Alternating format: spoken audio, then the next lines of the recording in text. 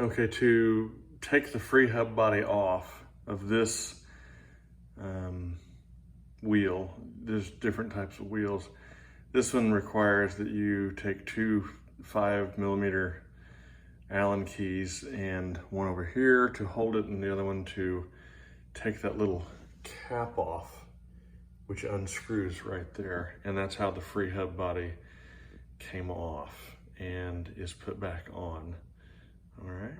Okay, this is before, and this is after. So you can see the teeth.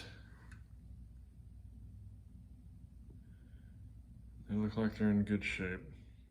Okay, so here is the free hub body, and it is grimy, and that was not allowing it to freewheel.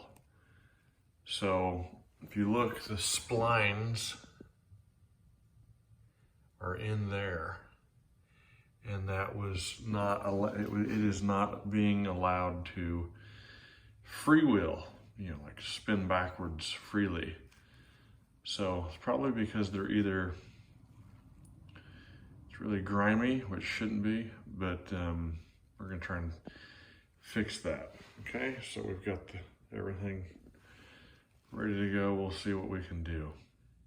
Okay, you'll notice that the pawls, you have 6 fingers or pawls, which is what they, you know, when they bite when you pedal forward, and then they just spring down when you freewheel.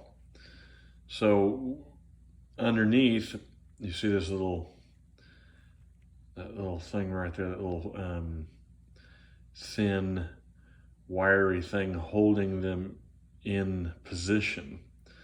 So you can push them back and clean them. None of it should be really greased or grimy.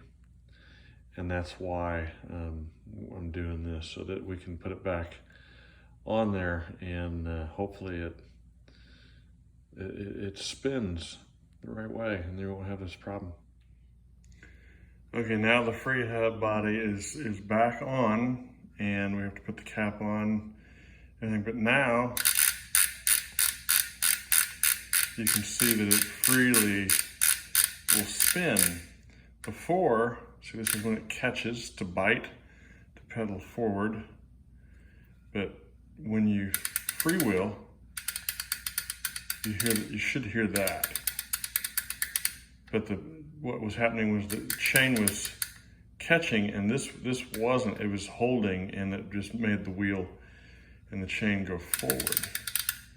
So this is why this needs to be cleaned out, and that's what it should sound like. There you go. Okay, after cleaning and reinstalling, and then putting the spacer, putting another spacer in, it